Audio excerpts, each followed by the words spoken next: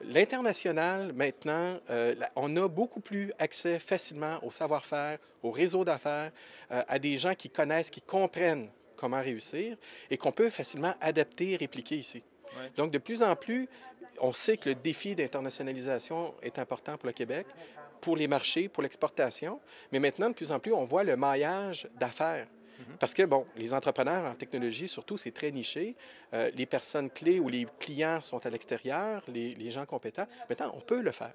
Le côté savoir-faire, réseau international de soutien, encore une fois, je sais que c'est quelque chose que tu as vu un peu en connaissant des éléments à l'étranger. Est-ce que c'est quelque chose de possible au Québec, de travailler, de tisser ce réseau-là, d'en faire un aussi fort que ce qui peut exister ailleurs? Ben, c'est non seulement possible, c'est incontournable. On est un petit, on n'est pas un petit Oui, oui. pays, on n'est pas un pays, mais on est une petite collectivité au Oui, Québec. oui, oui. On n'a pas le choix de se tourner vers les marchés étrangers Mhm. pour vendre nos trucs, financer nos trucs, Oui, puis bon, faire en général de la oui, oui, business. oui. Là. On ne peut pas se centrer sur nous parce que ça ne marche pas, ça. Ça Oui, marche, oui. ça fait longtemps que ça a pu marcher comme ça. Et donc, de maîtriser les réseaux d'affaires étrangers, ben, Oui. c'est une condition sine Mhm. qua non, pour parler latin un peu, là, dans le succès des entreprises Mhm. qui vont faire la prochaine génération de nos Oui. succès entrepreneuriaux au Québec. Ça, c'est certain, certain, Mhm. certain. Maintenant, est-ce que tout est en place pour faire que ça fonctionne bien? Oui, on fait beaucoup de choses. Est-ce que les gens au Québec, les entrepreneurs sont encore un peu trop tournés vers la facilité qui est de tenter de commercialiser les choses d'autre bord de la rue? Peut-être. OK. Mais chose certaine, moi, je vois des signes très, très encourageants que Mhm. les gens réalisent aujourd'hui Mhm. que le succès, il ne se fait pas de l'autre bord de la rue. Là. Le succès passe par l'étranger parce que Mhm. l'étranger n'hésite pas à venir jouer sur Oui. notre terrain de jeu. Notre carré de sable ici est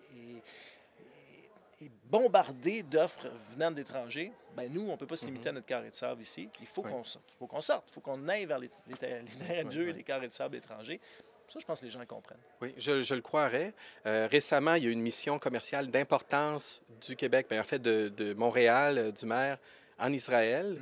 Mhm. Israël, qui est une petite nation, on peut l'appeler une petite collectivité, Absolument. mais qui, a, au côté innovation, a vraiment développé. Pourtant, ils sont très isolés, mais ils ont développé l'international, donc on voit c'est faisable. Il y a vraiment des choses qui peuvent être faites. Ben, Euh, Israël est un excellent exemple d'une mhm, nation qui est une pépinière d'innovation, qui est une mhm, pépinière d'entrepreneuriat, pour la raison oui, que j'évoquais tout à l'heure. Il y a du capital, oui, d'une part, puis d'autre part, ils ont besoin de tout. Ça, oui, c'est déjà allé en Israël. Là. Moi, je suis allé quelques fois. oui. S'il n'y Il avait faut pas faire. d'entrepreneuriat en Israël, il n'y aurait rien. Là. Oui, Ce serait du sable. Tel Aviv s'est bâti à grands coups d'entrepreneurship, oui, bâti sur des capitaux étrangers qui sont entrés en Israël. Mais c'est un exemple parfait d'une oui, nation qui innove et qui a oui, une culture entrepreneuriale très forte par la force des choses, mais même oui, aujourd'hui, où est-ce que c'est moins par la force des choses, on a le choix désormais en Israël oui. d'innover ou pas, ou d'entreprendre ou pas, mais c'est tellement ancré dans les mœurs des gens Mhm, que ça devient une route tout à fait naturelle que les jeunes et oui, les gens empruntent au lieu de se trouver une job, travailler pour d'autres, ben, ils travaillent pour eux. mhm, Puis c'est très bien vu, c'est valorisé. Puis ça, je pense qu'il faut qu'on fasse une meilleure job là-dessus au Québec. oui, D'ailleurs, c'est ce qu'on fait avec Génération X, j'espère, en tout cas, que oui, le oui. message passe. Mais c'est les Dragons, Voir Grand.tv, les Mhm, autres franchises et autres shows qui mettent tout à l'avant-plan des entrepreneurs. Mais ça mhm. en prend pas quatre des shows comme ça en Oui, prendrait 10, oui, 15, oui, 20, comme il y en a à peu près ce nombre-là aux États-Unis. oui, oui. Changer les mœurs passe par ça. Mhm. Le gouvernement peut faire un excellent travail, mais ce n'est pas un Il gouvernement faut qui change les mœurs. oui, il faut aller plus loin.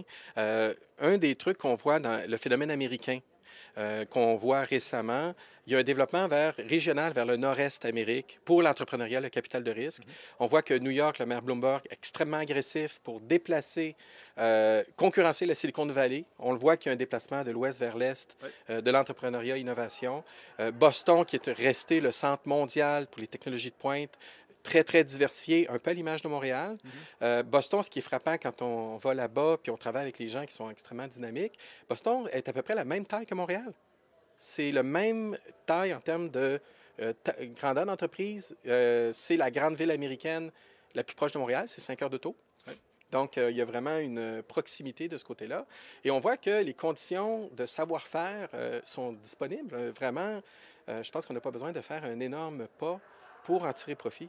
Donc, cette émergence Nord-Est Amérique qui se développe en ce moment autour de l'innovation, dont, je crois, Montréal et le Québec font partie.